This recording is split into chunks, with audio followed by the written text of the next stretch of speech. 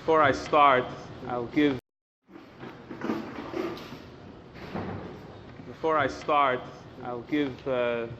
two disclaimers, and perhaps throughout the continuation of the class, I may make another disclaimer or two. The topic that I chose to speak about is a broad topic and a very essential foundational topic in the world of Chassidus, and if not one of, it's probably the most essential topic, and it focuses on the purpose of why we're here and who we are.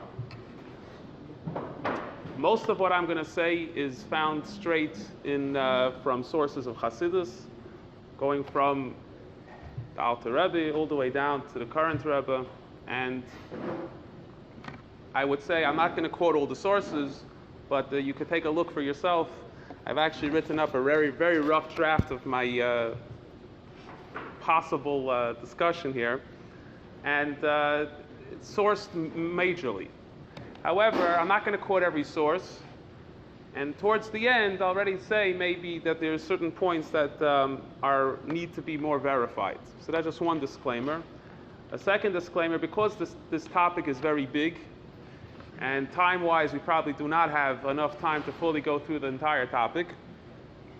So we'll at least try to create and draw an outline and a deeper perspective of this in order that there could be some appreciation. You go away from this feeling something meaningful. The title of the topic, or of the shir, is called Who Am I? Why Am I? And I chose this title specifically, the words are meduyik, as we say in Hebrew, very exact, because it emphasizes or highlights the whole purpose or the whole idea of the shir. Let me begin by asking a series of questions. I think every thinking Jewish person at some point in their life goes through asking a series of questions. The first question is, what's unique about being Jewish? What does it mean to be Jewish? What's the purpose in being Jewish? Did I choose being Jewish? Is Judaism a religion? Is there any relationship in my being Jewish? What's the identity of being Jewish? Now, for those of us who are brought up in a religious environment, we may not question this as much because we're used to going with the flow. It's part of our natural or nurtured existence is that we follow certain steps in our day-to-day on our day-to-day level. So we may not think about these questions so much. Maybe more of the thinkers, the people who are more in their head, think about it a lot. Or maybe if you're struggling emotionally, you feel a certain disconnect with your religious identity, or your Jewish identity, I should say. So then you start asking these questions. But especially people who weren't brought up in a religious environment, this question, when they start sensing this idea of being Jewish, I think is very strongly felt and sensed.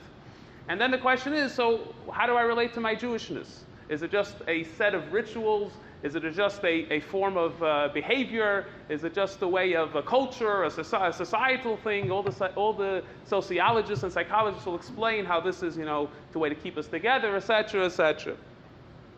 But this actually is the very foundation of Chassidus. These questions, for those who have studied Chassidus and for those who are studying Chassidus, this is actually the very beginning of Chassidus to the very end of Chassidus. If you take the beginning and the end of Chassidus, it's dealing with this very question. If we look in Tanya, which is the first text, so to speak, of Chassidus that we have, in chapter 2, there the Alter Rebbe says that what is a Jew?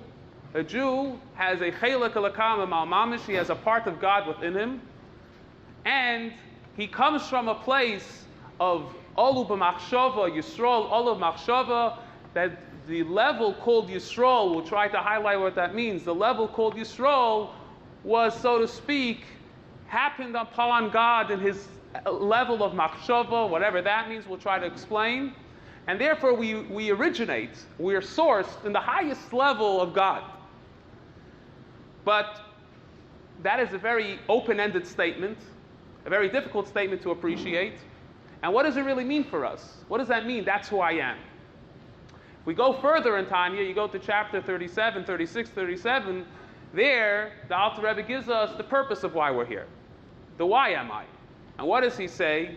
He says that God had a desire to make a dirab tachtainim. God desired that there should be some sort of, that the physical world should be able to reflect God. And this idea is what our purpose is.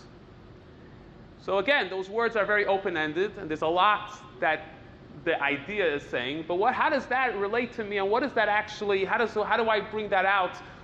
First of all, what does it mean, and how do I utilize my opportunities, my tools to make this happen? So, if we want to begin this journey, we have to ask, at the very beginning, what exactly is it that gives us this sense of being Jewish? In other words, we could be brought up in an environment totally not religious, totally secular, but yet there will be something at some point that will speak to us and will therefore trigger within us a sense of being Jewish. What is that? What's that sense? What's that trigger? Or what is being triggered? What is that? What is happening? So in Hasidus, it's explained that we have a Jewish soul. What is a Jewish or a godly soul, I should say? What does a godly soul mean? So as we said, that we have a part of God. And that part of God, that spark of God that we contain within us, always senses God, always experiences God, but coming down through the transmigration of the soul into the body, that becomes heavily covered, and it becomes very obscure. We don't therefore identify ourselves with it a lot. And we therefore live within a reality where we don't necessarily consciously experience this spark of God. And part of our identity, part of our struggle is to somehow make that nitzus, as it's called, that spark, to shine. And what happens when we're put to a certain test, or when someone speaks to us about God, levels of God, something may have triggered us in different areas in life, all of a sudden that spark shines out of seemingly nowhere, and there's a sense of being Jewish. The Rebbe, in one of the famous Maimorim, the Rebbe explains that a Jew, through even his reason, besides just his level of his sense, through his reason, he could come to an appreciation that he's Jewish. So we already understand that this idea of being Jewish is bound very essentially to our core. It's not something which we're imposing on ourselves. It's not something which is coming, it's a way of life. It's a lifestyle, as we say today. Should I do keto diet, or should I do some other form of diet? It's not what Judaism is. Judaism is a deep-seated sense of who I am. That's the beginnings. Now, once we've reached that sense, or once that sense has become more felt or more conscious, so then there could be a number of levels of where we feel connected. To what extent are we going to do something about it? What are we going to do about that sense? So, generally, if we speak about what drives people in a relationship, we could say that there are 4 to 5 major motivations within a relationship. The very basic level of a relationship is where a person feels a basic sense of need. Someone has something that I need, so I build a relationship, I build a connection in order to get that, which is what I need. If we take this example in business, you want to make money, you know that you're missing certain capabilities, so you get a partner, you do other forms of connections with people in order to start making money, but you have no real interest in connecting to that person on a deeper level. Your motivation is strictly you want to get money. So that's your connection. You understand the need for a relationship, but your motivation is strictly based on that level. For some of us, religion is the same thing. Judaism is the same thing. We've been taught, we've been taught that there is something we get from being Jewish. Some of us feel that if we daven good, God will listen to our prayers. For others, the idea of being Jewish means that we celebrate different occasions, and therefore that is, so to speak, makes us feel good. We keep Shabbos, whatever it may be. Very baseline motivation to connect. You go a step further, you could have a person who experiences a certain sense of commitment in the relationship. That means that they start off with a certain deep sense of that there's a need to commit to saying and identifying that this is me, and I have to be in this relationship, but there's no real satisfaction in the relationship. There's no appreciation in the relationship. It's very dry. But at least they're not just looking out for themselves in terms of the fact whatever they get, and then they drop the whole thing. It's still, there's a deep level of commitment. A third, higher level is where the person actually feels a sense of meaning in the relationship. He committed, but he also feels a certain sense of meaning. There's something meaningful in this relationship. There's something deep in this relationship that I feel connected to. What is the meaningful? Again, most of the ins and outs of the relationship may be a little bit dry. As we say in the words of Chassidus, it may be something which is the Kabbalah soil. You feel the need to do, but you don't necessarily feel the true interest or appreciation of the need to do. But the relationship as a whole, the commitment, you feel a certain meaning in this. And then finally, a fourth level is where there's actually a sense of pleasure and purpose in the relationship. You actually are enjoying the relationship. Now, these four levels are actually something that can happen to any person at any time, in any given state of any relationship. For those of us who are married, or have been in any deep relationship, knows and appreciates these four levels. There are times you just want to get whatever you want to get out of that person in the relationship.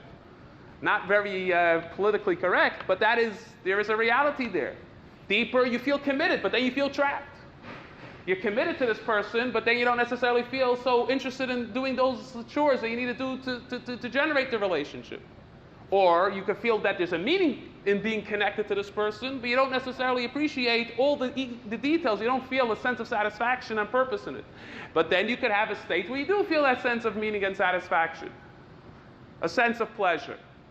So within any relationship, all of these four levels are true. And in terms of our relationship to religion or Judaism, we could swing between any one of these four levels. So we have to ask ourselves a question. So I know I'm Jewish. I've learned something, and I've begun to go through a process of study. I've learned what it says in the Shulchan Aruch. I know my laws. I know my do's and my don'ts. I know what I should be doing, what I shouldn't be doing. I'm supposed to put on tefillin once a day. I'm supposed to daven 3 times a day. I keep Shabbos, etc., etc. And my levels of commitment could vary between, do I really feel meaning in this? Is it something that I enjoy? Do I feel forced and have to commit to it? Do I feel I'm getting something out of it? There could be different levels. This is all good. But the problem is that it's missing the essential elements of Judaism. If Judaism stops here, if this is what Judaism is, if this is what I am, and therefore this is what I do, then we could close the book on Judaism right now. Why? Because the very fact that God created us with a body, with a mind, with a heart, with a deep sense, with an intuition, he asks the question, what do I need all these things for? If God just wants me to do these religious acts, let him make me a robot.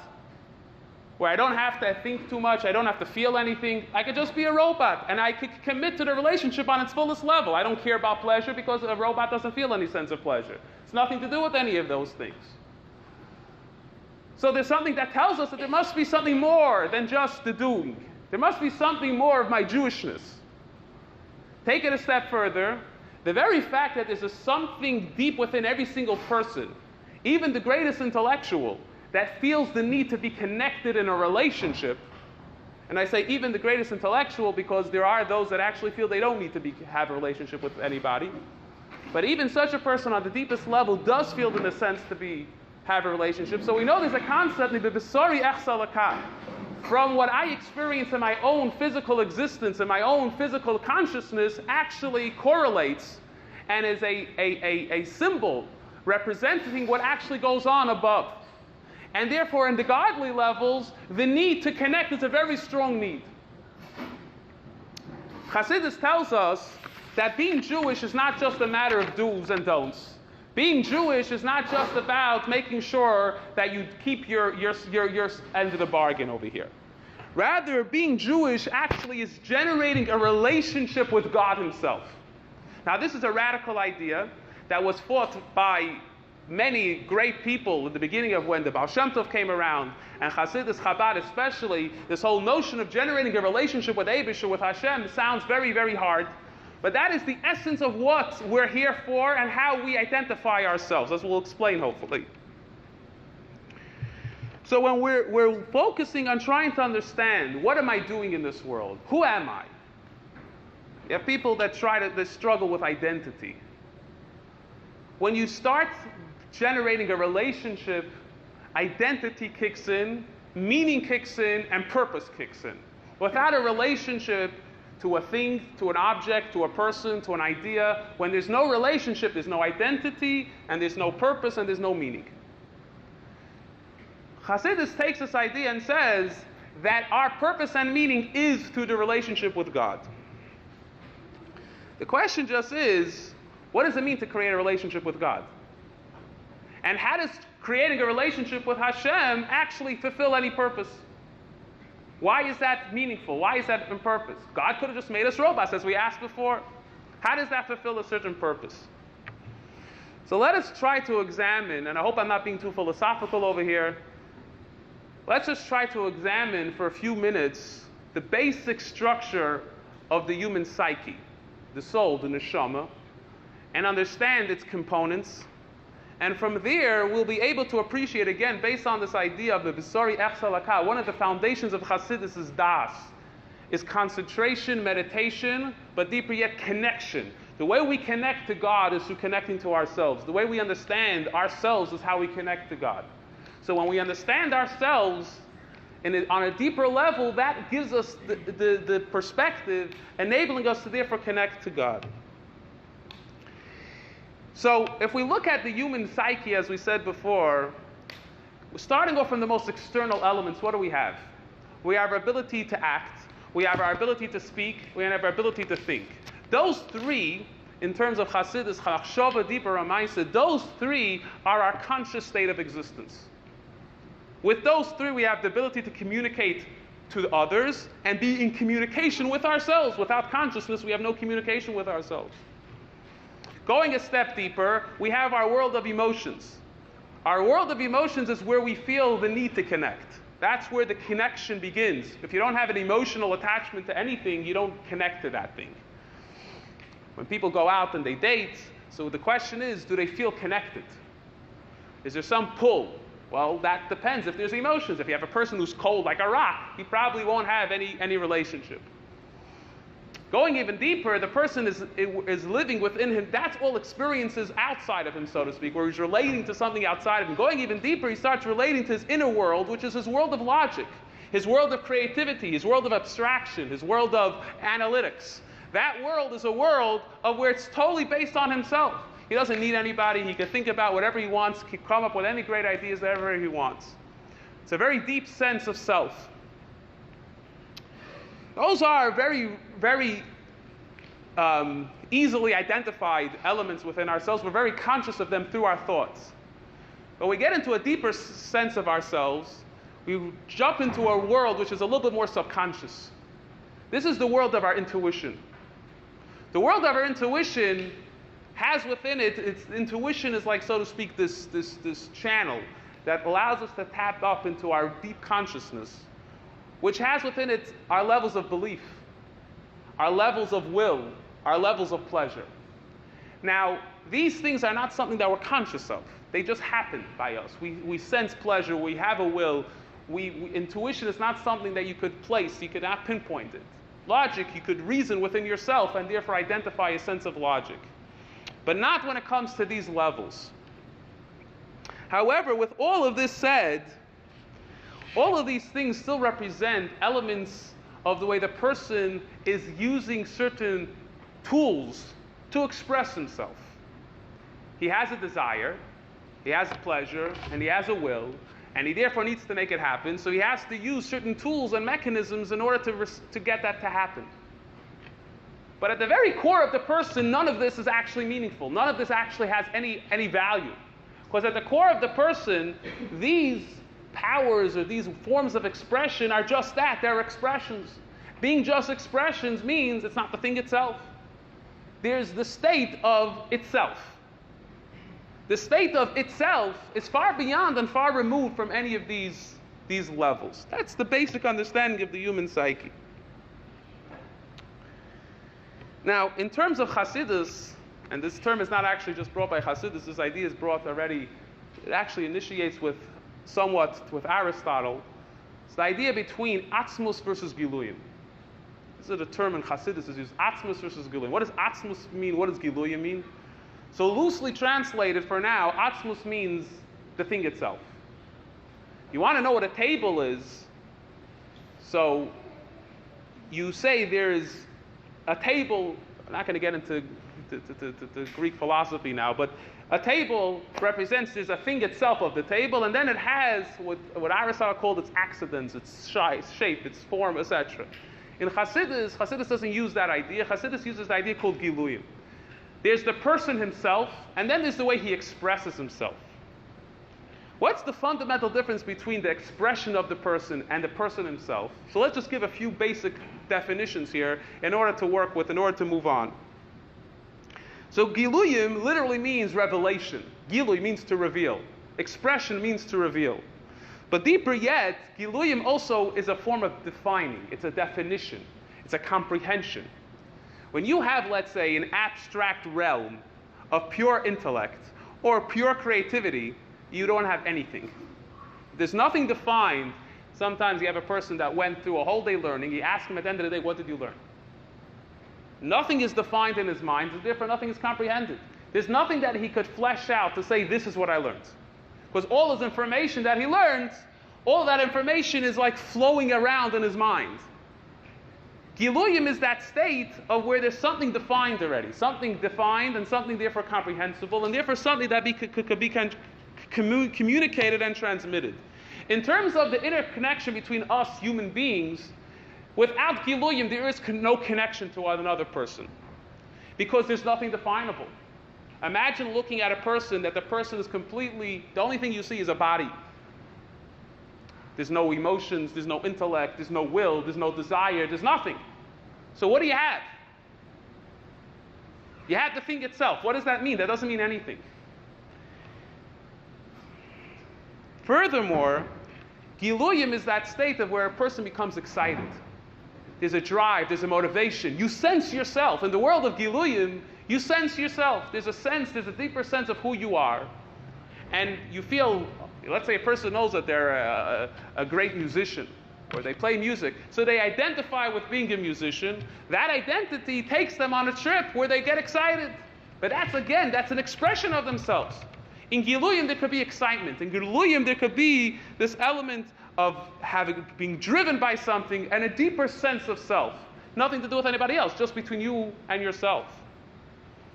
But Etzem, the thing itself, there's no excitement whatsoever. In the world of Etzem, there is nothing to get excited about. It's pure dry. Further yet, we know that everything that's going to eventually express, it means it has to have a source of where it's expressing from. So where's everything expressing from? From the thing itself. So then how could you say it's dry? Because in the thing itself, and I know this is very abstract, so please hold with me for a second. In the thing itself, there's only the possibility of these things. They don't actually exist. If you strip away to the sense, to the place of self, there is nothing but possibility for there to be a will, possibility to believe, possibility to connect. Otherwise, you don't have anything. Now, so the question is, how do you start off from this state of atzmus or etzem, of self, and all of a sudden have a human being that's functioning, that runs around, that does things, connects to people? How does this all happen? You're in a state of possibility. How does the possible state translate into full actualization of an action? How does that happen? So this is the power called Tzimtzum. Hasidus explains that there's a deep-seated power within the essence of every person that has the ability to create this editing process, this shaping and reshaping of ourself. The possibilities are endless, but then there's a certain point of where we say, okay, this is the way we got to go. An example that's not really fitting for this idea, but somewhat connected, is, let's say, for example, a person has endless possibilities of what they could do with themselves. There's certain people that like having those possibilities around. They get nervous if they don't have, they think they're locked into something, right? Like to feel you have a lot of possibilities. So you have a lot of possibilities, right? Then you have to decide, okay, we got to make something happen in life. Something has to give, something has to go. So that's a great sense of tzimtzum. It's a great sense of limiting yourself. You're now saying, I'm going to be this and not something else.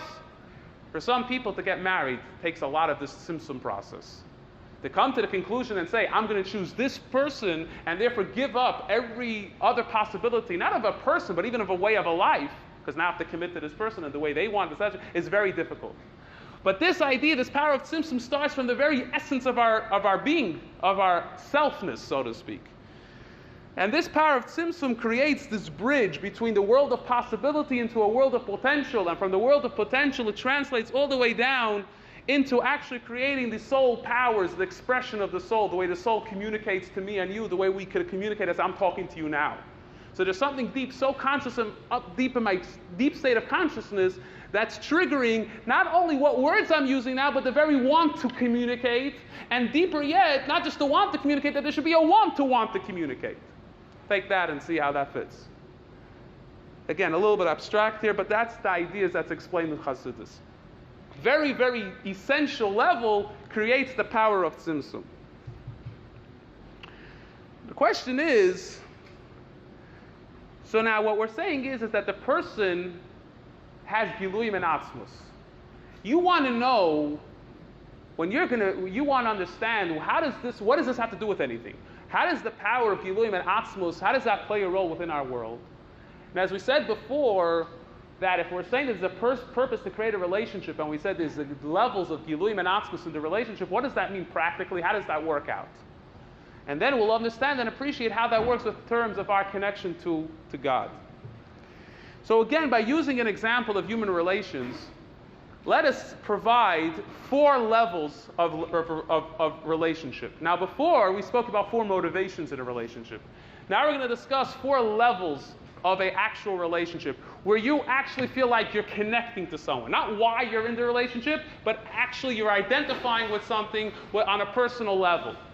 The first level is very basic.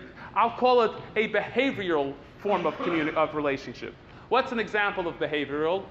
You like playing basketball, the other guy likes playing basketball, so say, come, let's go play basketball. Or, you like smoking hookah, this guy likes smoking hookah, let's go smoke hookah. You like drinking a beer, this guy likes drinking beer, let's go drink a beer. So you're in a relationship. You're actually bonding, you're connecting. But that's probably a very low level of communication. It's a very external, not just external, it's dealing with the very basic elements, the basic levels of the person, the way they communicate to the outside world. You've tapped into the person's ability to talk, to think, and to speak. That's all you've really done. Now, this relationship could mature. It could develop. You could actually enjoy the person to the point where you're going to open up to the person emotionally. You feel this person gets you. You feel this person makes you feel appreciated. And therefore you want to generate a certain deeper connection. You feel more open to this person. In this level where you're feeling more open to this person, you're starting to connect emotionally to the person. Where it's not just about your connection on a basic action-based level, there's a certain emotional connection that you have with this person. Now here you identify a very deep core, which is the world of emotions. You feel appreciated, the other person appreciates you, you could express yourself to the other person expresses themselves to you. And what happens is there's a give and take. In the relationship, the two things rub against each other, and it causes some friction. The friction creates that there has to be something that gives.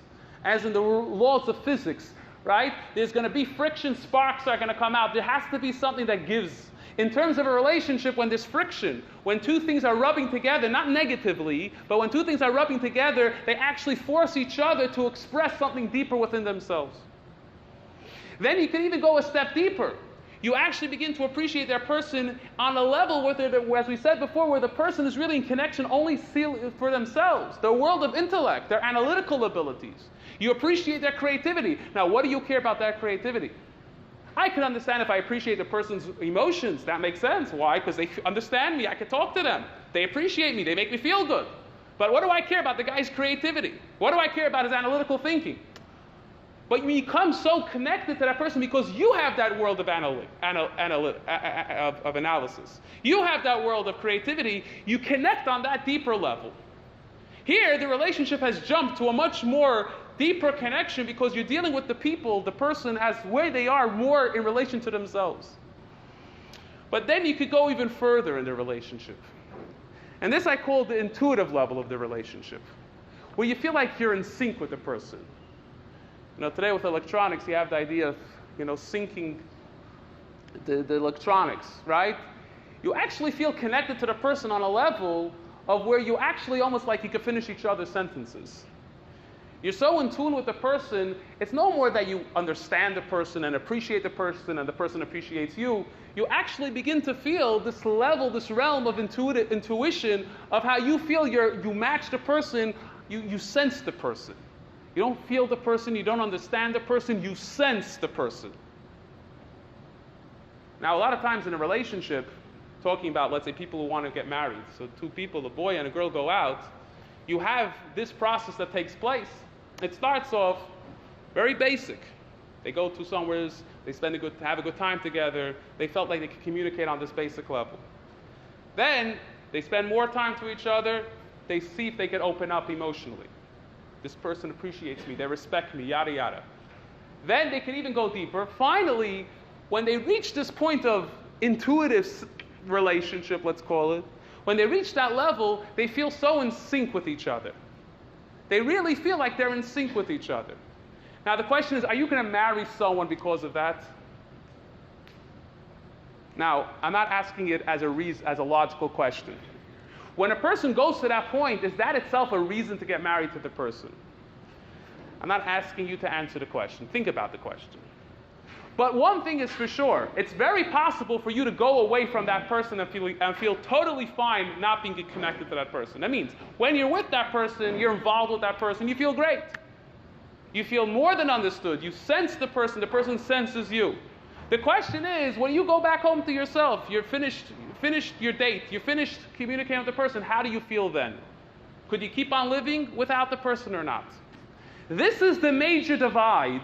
This is the major difference between the world of Giluyim and the world of Atzmus. If you are truly connected, and the way a father and a son is a connection from the essence, a father can never tear himself away from a son, and a son can never tear away himself from a father. If the son hears the father, or the son hears about the son talking about his father and praises his father, unless he has some psychological, there was something that went bad in the relationship, but the instinct is to feel this tremendous yearning for your father. Why? Because at the core of this relationship, you can never be separated from your father. And there's those in a relationship of marriage that they could reach that point where they actually feel they cannot be separated from each other.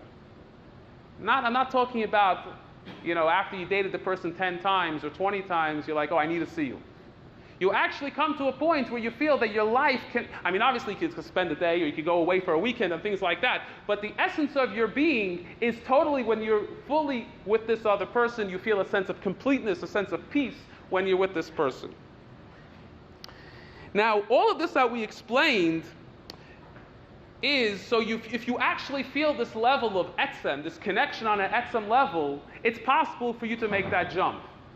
If you're not really connected on an etzem level, you'll never make that jump. You'll never be able to make that connection. And the reason is because there's a very big difference between the world of Giluyim and the world of Atzmus. The world of Giluyim, you could generate a relationship. There's a stimulation that you can have between two people.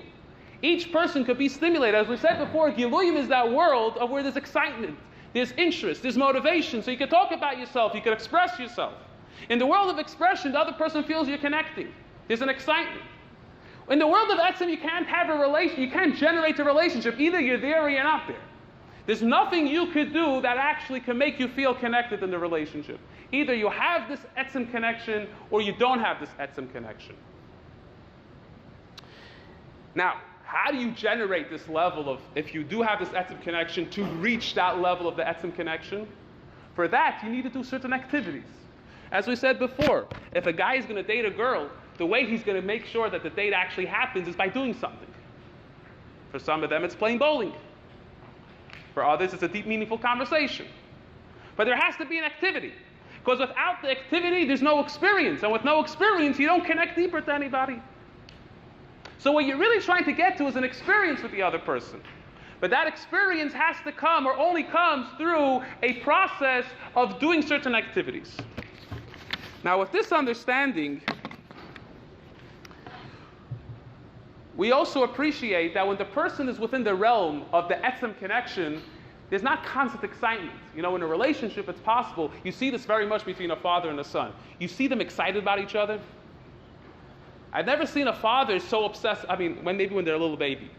When the baby grows up, the father's not so excited. He doesn't make lovey-dovey to his son. And the son definitely doesn't get so excited about the father. The reason is because etzem is not exciting. Etzem is not exciting. Etzem is dry. But it's a level of feeling inseparable. To the point, you see this by children. If someone will get up and try to knock the person's father, he'll viciously defend his father. Again, we're not talking about people that have struggled psychologically with different elements of their education or their treatment as a child. We're not getting into that. We're talking about a pure, healthy relationship.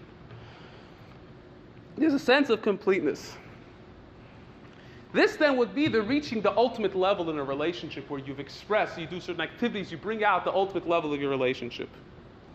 Now, why are we bringing this all out? Because as we said, when we appreciate this, we can begin to appreciate our relationship with Hashem, with God. The very same nature that we described in our relationship between human beings is the very same levels and the very same connection we have with God. We know that the soul is made up of 5 parts. Nefesh, Ruach, Neshama, Chai, Yechida. Each one of these 5 levels represent the 4 levels of the Giluyim, as we said, and the 5th is the Etzem. Likewise, by God, there's the 4 worlds. Asiya, Yitzira, Bria, and Atzilus. These 4 worlds are 4 levels of connection. They're 4 levels of where you communicate, so to speak, with a level of revelation, of connection to God. As we said, the world of Giluyim is revelation, but it also means a world of where there's a comprehension and a connection. Higher than Atzilus, and we're not going to now jump into all different levels now, we're just going to use one basic word called Atzem. When you trigger back into the world of Etzem, there it's a whole different ballgame. So now, as a Jewish person, we're building a relationship with God. Let's discuss the peeling away the levels of our connection to God. As we said before, a Jew identifies himself as Jewish. There's a part of God, we saw in chapter 2 of Tanya, there's a part of God every single person. How do I identify this? How do I come and say, this is me? How do I say that a Jew, that I am, that this is what I really am? What does that mean? This is only possible through going through this process of revelation. Now, the same way 2 people will stimulate each other to generate a certain deep connection is the same exact way, maybe different activities as we'll see, but it's the same exact way as how we generate the relationship with God. Let's take the world of Asiya, the world of action. So we know Torah and mitzvahs is the only way we really connect to God. The activities of God is not going to play bowling. We don't get God excited when we play bowling. You ask your wife, what do you want to do tonight? So your wife says, let's go out and go to the store. And you're like, no, I want to go somewhere else. Well, you could go somewhere else, but your wife ain't going to go home. She's not going to be enjoying it. She's not going to have a good time. So what did you accomplish? Right? That you had your wife with you when you went to your place. You cannot generate a relationship with God if it's not what God wants. It's not going to work. God says, and again, there's a lot that needs to be explained over here, but we're saying this in brief. God says the only way you connect to me is through Torah mitzvahs. You fulfill my mitzvahs, you do my Torah, you're connecting. But again, these are the activities that generate and stimulate a relationship. In Chassidus it says, doing the acts of God by doing mitzvahs and keeping Torah, learning Torah is in itself connected on the ultimate level. That's a very concealed level. You meet this girl for the first time, you start doing things, you're automatically connected, but you don't feel that connection. Likewise with God, we're automatically connected. The things we're going to do are automatically stimulating God, but we don't feel it. So it starts off with the level of Asiya. What's the level of Asiya? The person feels he has to, they're going to start doing Torah mitzvahs. They're going to learn what they have to do, as we said. They're going to study Torah. That process is like that level of where you just, you go out for bowling, but with obviously different things. You're doing Torah mitzvahs. You don't feel connected. There's no av v'yira, as we say. There's no love and fear. There's no actual feeling about this relationship. You don't feel anything in the relationship. It's dry. It's cold. It's distant. It's a sense of need. But then you go further. You actually begin to appreciate. You feel something in the relationship. There's a certain warmth. You appreciate God on an emotional level. Chassidus says that this happens in davening. There's 4 levels in davening of how you build up into this realm. But not just in davening. This is explained that this applies to the whole system, so to speak, of how we connect to God. There's this level of connection on this level of where I feel connected emotionally. I appreciate God. I understand God. I therefore relate to Him on that level. Still deeper, as we said before, there's a level of comprehension of God. Not just that you feel connected, but you even begin to comprehend. Learning Chassidus. When you learn Chassidus, there's a level of comprehension of godliness. Learning Kabbalah, there's a level of comprehension of godliness. You begin to appreciate something that you never began to appreciate before. Learning Torah in general, you're connecting to an intellectual level of understanding God. When you learn something, something in the Gemara, something in Shulchan Aruch, something in any book of Jewish thought, you are connecting to the wisdom of God. So therefore you're connecting intellectually to God. Then you could reach a level which is usually designated for unique few, the world of tzaddikim, which is called the world of the intuitive atzilus, where it's not just you feel God, not just you comprehend God, but you sense God. In the words of Chassidus, it's called hakara. There's a recognition and a sensing of God. You're deeply intuitively connected. You jive with God, so to speak, or godliness, I should say. You're in total connection. That, as it says about the Avos, Abraham, Yitzchak, and Yaakov, our forefathers, that they were like a Markava, they were a chariot to God. There was nothing that they did that wasn't completely within connection, with flowing, with being in sync with God. That's the 4 levels that we spoke about before. And I'm obviously being at brief because there's not enough time to explain all of these levels in depth. I'm sure, I apologize if these concepts are not fully understood. Maybe you could come over afterwards and we could discuss it. But yet, as we said before, on all of these levels, there's still not a feeling of not being separate from God. You could still feel, okay, that was very nice. That was I enjoyed the Maimer Chassidus. I felt so good after learning. You could come away from this class, perhaps, and say, wow, that was a great, I don't know, but maybe that was a great understanding about myself, about who I really am. And therefore what? You don't feel like you need it in your life. There's nothing pushing you to say, I can't be separate from God. But Chassidus then says every Jew's essence is one with God's essence. Which means, in other words, the way Chassidus says that a Jew can never feel or want to be disconnected from God. At the very core of a Jew, if he would know that he would do something that would make him disconnect from God, he would never do it. Because there's a point of etzem where you feel you cannot be separated from God. Yeah, not every morning do we feel that. Do we get excited every morning to serve God? Not every morning do we feel excited to stop and to learn, to do what we got to do. And that's why every morning there's a new renewing of this buildup of this process through davening and so on and so forth. But if we are in tune with this essence connection, and there are times we're in tune with it, Chassidus says, when are we in tune with this? The very fact that we have a nature to be moiser nefesh, the fact that we have the ability to give up our lives for God. On the ultimate level, this willing to give up our life for God is only if we understand that we're connected essentially with this etzem connection. And therefore, the nature of Yisrael, we said before, there's a concept of Yisrael Olu b'machshava. What does it mean that Yisrael was Olu b'machshava? A Jew was within God's thought. Because in your thoughts, you're connected to only things that are within you. Before God created the world, there was nothing. There was only God. But in that realm, there was already a Yisrael. There was already a vision of God visualizing, so to speak, a Jew fulfilling his Torah mitzvahs, being connected to him.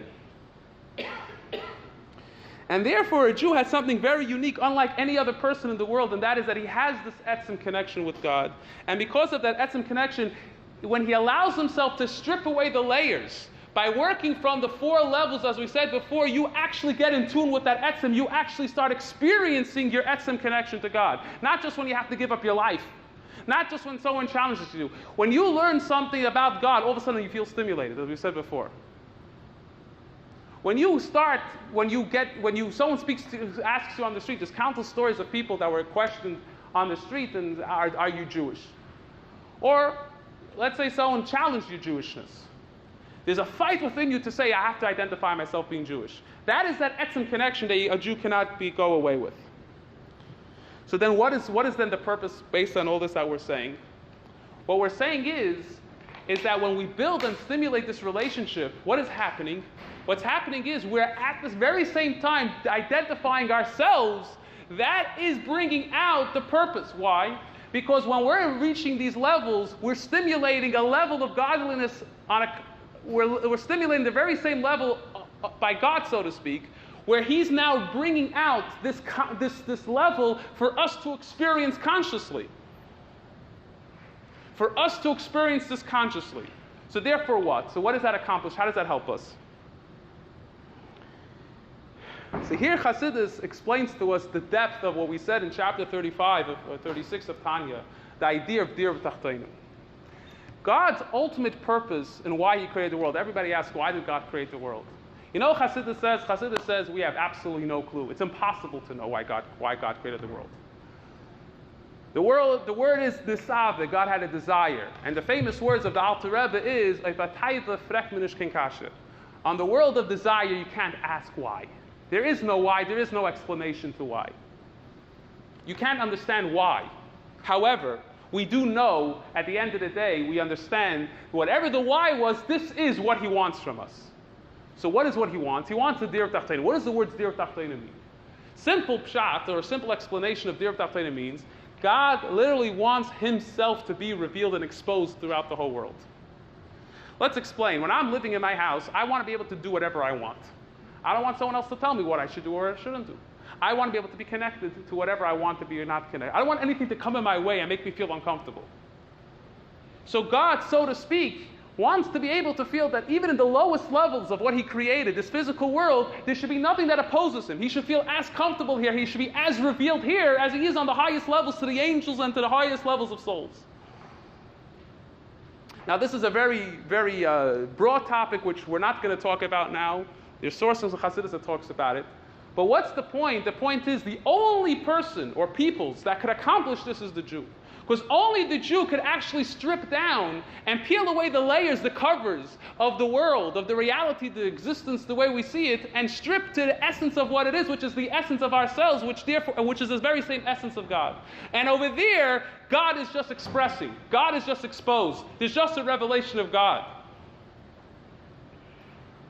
So if we understand this, therefore we understand who we are. Who are we? We're an essence of God. We understand why we are. Why are we? Because God wants us to be able to reveal Himself into the world. However, we have to move into one more level here. This is all very nice. And here I'm going to give another disclaimer. Till now was the basic traditional approach for those who are familiar with Chassidus. This has been the basic traditional approach in Chassidus of what our purpose is, who we are. The Rebbe took this idea and completely revolutionized this idea. What I'm about to say is sourced heavily, but there's a few nuances which I took the liberty to try to explain based on my understanding, and therefore don't take it as absolute truth. Take the sources, look at yourself, and decide for yourself. But I believe that this is definitely the most I could understand of what the Rebbe is saying in these things. But let's begin with a question. Let's begin with a very important question. And you're going to have to hold on with me for a few minutes, and hopefully we'll have enough time to explain this idea. We're saying that the ultimate purpose of why we're here, the purpose of a Jew, who is a Jew? A Jew is that which enables God to expose and reveal Himself. Which is, God wants to be able to expose and reveal who He really is, the truth of God. He wants the truth of God to be exposed into this world. The whole world that represents this whole idea of evil, negativity, a sense of atheism, of denying of God, not only should they identify that there is a God, but that very essence of what God is, it should be revealed. There's a very big problem. Because if we're saying a Jew is the one or the only one that has the ability because he's connected to that essence, and as we say, as you strip away those layers, you can reveal that essence of yourself, which is the essence of God. There's an essence of God which far transcends any of these levels that we spoke about. Let me speak for a moment about what I'm talking about. And you'll hold with me. If it's a little bit too deep, I apologize. We understand existence by friction. Existence means two things that don't coexist within the same space. That means my body here cannot have someone else here on a very physical level. This is the word Metzius. The word Metzius existence means that my physical body here cannot be anywhere else. And at the same time, no one else could be in my physical body and could stand in the same place. Two people cannot be in the same place at the same time. That's the very basic idea of existence. Even within the realms of the spiritual, which is the realms of the abstract, which is the levels of the intellect, even there's also at the very deepest point of intellect, there's also two ideas, however much they could be connecting, there's still an identity of this being idea one and this being idea number two. They cannot both coexist absolutely simultaneously within the same realm of reason. If that's the definition of existence, that means everything that exists has to pull against something else. That means everything that exists, there's an opposite that it's pulling against. There's a friction. You're either here or you're there. That will be the definition of existence. I hope I didn't lose anybody, or not too many people. Chassidus at the deepest core says that the truth of God's essence is that there is no existence. In the words of Maimonides of the Rambam, is that God's existence is an existence which is not within the realm of our understanding of existence. God doesn't exist in relation to something else. God doesn't live in existence as a friction with something else. How could you say it about God? In the ultimate state of God's existence, there is nothing. There is no existence. It's called Bilti Nimsa. There's not even the possibilities of something to exist even yet. There's not even the possibility to have a desire to want that there should be something that should exist yet. It's the absolute purity of God, simplicity of God. What happens is that there's a beginning stages of emergence. There's a beginning stages of a nimsa, where God starts creating the will, so to speak, or the desire, or the possibilities that there could even be the possibilities for him desire to have a world. And from that realm of possibilities, he chooses that he wants it to be a world that should fulfill Torah mitzvahs, and that there should be a world with Jews and so on and so forth. If this is the case, it seems pretty difficult to understand how we could expose that level of existence, the true existence, the built-in nimsa existence of God, if it's impossible for us to be on that level. We exist.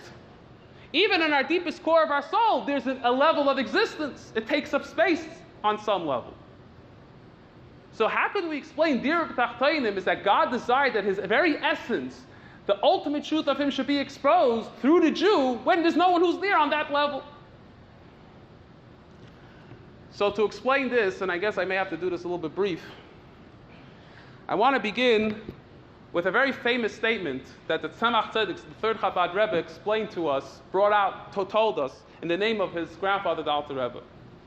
He said, we'll say it in English, he says, he heard many times from the Alter Rebbe saying to God, I don't want your Gan Eden, I don't want your Olam Haba, I want you yourself. What does that mean? So simply that means that the Alter Rebbe expressed his inner essence. He identified his essence connection to God. So he says, Olam Haba is only a revelation of God. It's a comprehension of God. It's a feeling of God. It's a sense of God. Gan Eden is a sense, a knowledge of God. It's not God himself. I want God himself. Through the realms of Chassidus, that's what the Alter Rebbe, he actually sensed this. He experienced this. But I think there's a very fundamental question, and this is one of the points I haven't seen in Chassidus, so I may be wrong. But I think there's a very essential question here. The Alter Rebbe uses the word I. I don't want. There's no I on the level of essence. There's only God. You can't identify an I as opposed to God. What's the I doing there? He doesn't say that soll nicht sein. He says ich, the Yiddish words, I.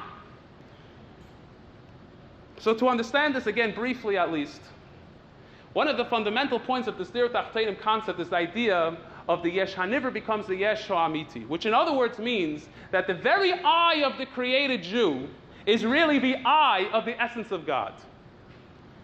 That means the true I is not the identity we have of ourselves. The true I is God himself. What does that mean? So as we said before, Chazal said that when God wanted to create the world, God had a vision, so to speak, of a Jew. God had a vision of a Jew. He saw a Jew putting on talis and tefillin and davening, and God got excited.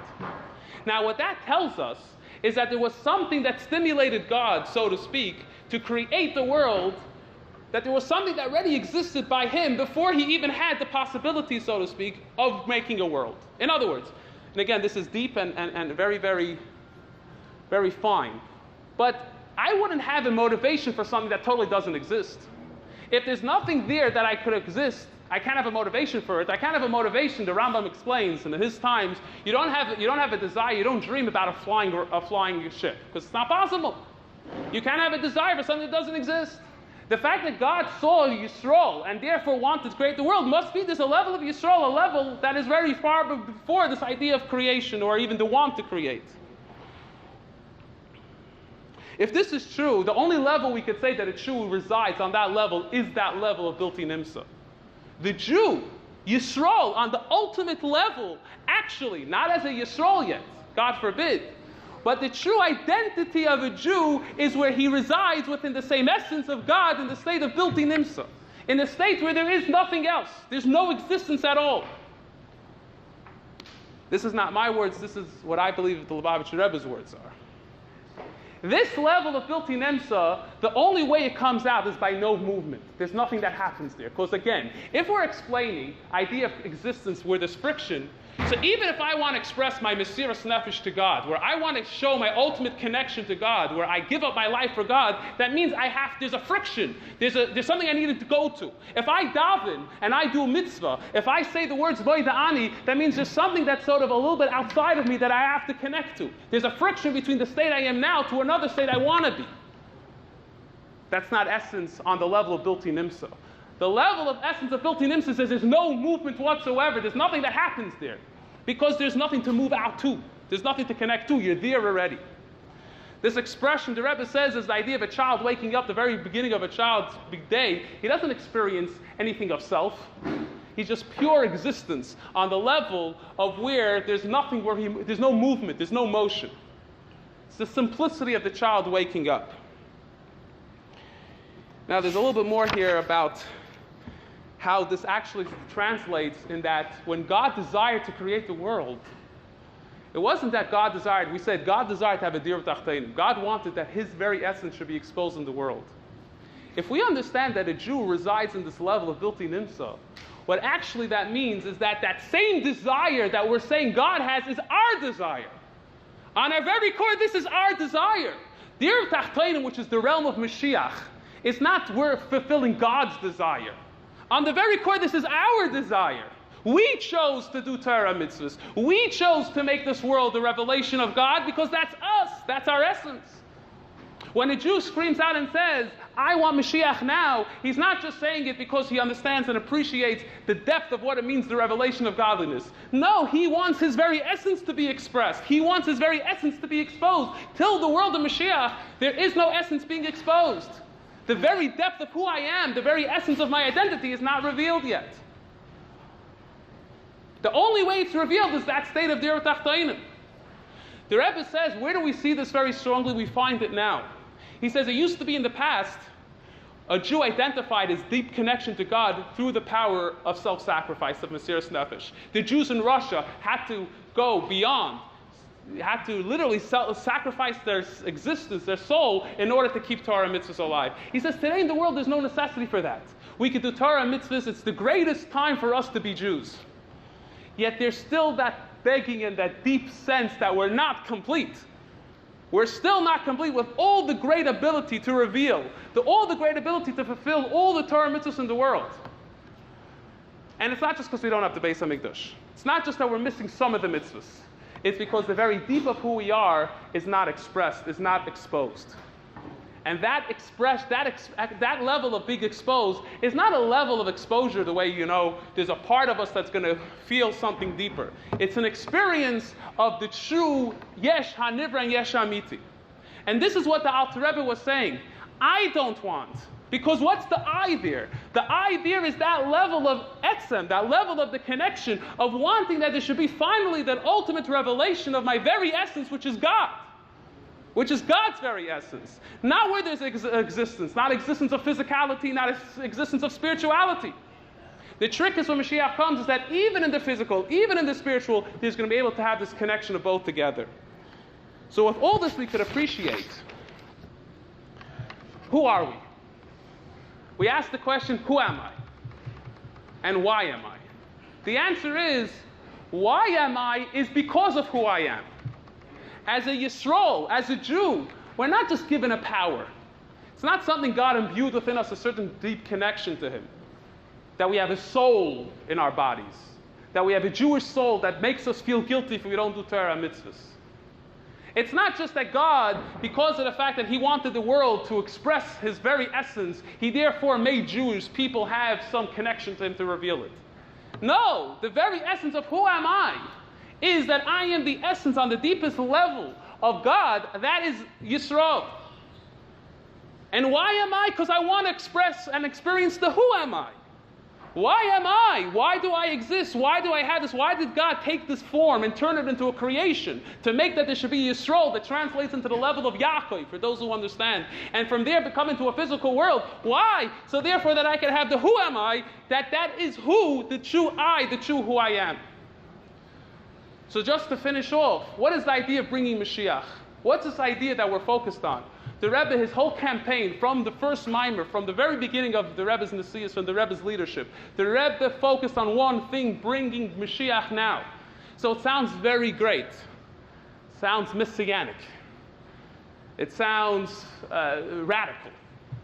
It's very simple. There's a deep yearning that every Jew, and the Rebbe, through him teaching, and it's the last mimer we got from the Rebbe, the mimer of Atat Tetzaveh, which those, Gimel Tammuz, I'm sure those learned it. The Rebbe basically says there, I'm giving you this that you could experience this etzem as well. That you have this ability. He says that the Tzemach Tzedek revealed this from the Alter Rebbe, so that means we have the ability. And then he says basically that this is our job now. He left us with this. He said this is what we should want. We should always feel that we're missing some experience. So obviously it means start off small. Start off with the biggest foundation, Kabbalah soil, the lowest level of the relationship, where you're just doing Torah mitzvahs not because you appreciate, understand, or feel connected. That's the beginning stages of your relationship with God. You can't start to feel etzem if you don't begin doing anything. If you're not connected, as we said before, you could sit at home and know there's another person there. The guy wants to marry this girl, but he has never done anything to make a relationship. You can't express anything. There will be no bringing out of your essence if you don't do something and connect. With God, likewise, there could be no connection. There could be no point of where you begin to want to experience even, to understand, or have any connection to this idea of etzem if you don't do. We have to begin doing Torah mitzvahs. But with this realm of Torah mitzvahs, the very essence of the realm of Torah mitzvahs, of what it really is going to trigger within ourselves, if we deeply connect and deeply feel and deeply sense, this level is the purity of this etzem, the purity of what a Jew or Yisrael really is. And therefore, the only thing we could feel, the only demand that we could ever have is Ad Mosai, why is Mashiach here? L'chaim. Beautiful. Beautiful.